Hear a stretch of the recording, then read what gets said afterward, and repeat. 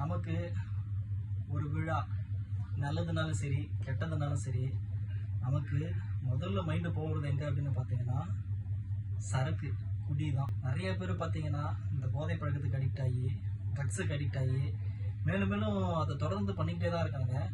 அதுலேருந்து விடுபடுறதுக்கு யாருமே அதுக்கான முயற்சி எடுக்கிறதே கிடையாது. ஏன்னா பார்த்தீங்கன்னா இப்போ தான் பார்த்தீங்கன்னா நம்ம தெரு ஒயின் ஷாப் திறந்து வச்சுட்டாங்கல்ல.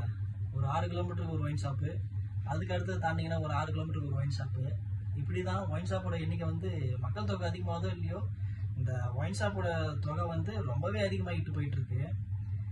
பொதுவாகவே இவங்கெல்லாம் என்ன தெரியுமா நினச்சிக்கிறாங்க, சரக்கு அடிச்சிட்டோம் அப்படின்னா போதையிலேருந்து சரக்கு அடிச்சிட்டோம்னா நம்ம தீபாவளி கொண்டாடிடலாம், ஏதோ ஒரு நல்ல நிகழ்ச்சியை கொண்டாடிடலாம், ஒரு துக்க நிகழ்ச்சியை கொண்டாடிடலாம், அதில் தான் நம்மளோட சந்தோஷம் மொத்தமும் அடங்கியிருக்கு அப்படின்னு சொல்லி நிறைய பேர் நினச்சிக்கிறீங்க.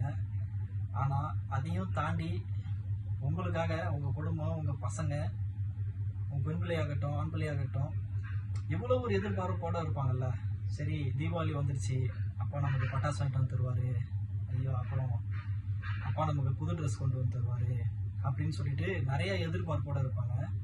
அதே அவங்க மனைவி வீட்டில் அந்த மாதிரி இன்றைக்கி நம்ம வீட்டில் நாளைக்கு சமைக்கிறதுக்கு எதுவும் இல்லை, இன்றைக்கி நம்ம வீட்டுக்கார் வேலைக்கு போய்ட்டு வந்திருக்காரு, அந்த காசு எடுத்து வந்தாருன்னா நமக்கு சமைக்கிறதுக்கு ஒரு யூஸ்ஃபுல்லாக இருக்கும் அப்படின்னு சொல்லி அவங்களும் நினச்சிட்டு இருப்பாங்க. ஆனால் நம்ம மதுப்பிரியர்கள் என்ன பண்ணுறாங்க, நமக்கு ஏதோ தனக்கு மிஞ்சினதுக்கு அப்புறம் தான் தாரம் அப்படின்ற மாதிரி, தர்மம் அப்படின்ற மாதிரி ஃபஸ்ட்டு இவங்க குடிச்சிருவாங்க. குடிச்சிட்டு ஃபுல்லாக நல்லா சரக்கு அடிச்சுட்டு என்ஜாய் பண்ணிவிட்டு அதுக்கப்புறம் தான் வீட்டுக்கு போகிறது. பிள்ளைங்க பார்த்தீங்கன்னா குழந்தைங்க போன உடனே எதிர்பார்ப்போடு இருக்கும், நம்ம அப்பா வெடி வாங்கிட்டு வருவார் அப்படின்னு சொல்லிட்டு. அப்போ நீங்கள் அந்த இடத்துல ஒரு அப்பாவா உண்மையிலேயே அந்த பசங்க முன்னாடி தோற்று போகிறீங்க. ஒரு கணவராக அந்த மனைவி முன்னாடியே நீங்கள் தோற்று போகிறீங்க. மதுவுனால உங்களுக்கு மட்டும்தான் சந்தோஷமே தவிர உங்களை சுற்றி இருக்கவங்களுக்கு யாருக்குமே சந்தோஷம் இல்லை. ஸோ இந்த மதுவிலேருந்து நம்ம எப்படியாவது நம்ம விடுபட்டு வெளியில் வரணும். உங்கள் குடும்பத்தை நினச்சி கண்டிப்பாக இதெல்லாம் ஒரு பெரிய விஷயம் கிடையாது. மதுவை நீங்கள் தூக்கி போடணும் அப்படின்னு நினச்சிங்கன்னா ஒரு செகண்ட் தான், தூக்கி போட்டுருங்க, தேவையில்லை. மது இல்லாத ஒரு சந்தோஷம் நமக்கு நிறையா இருக்குது.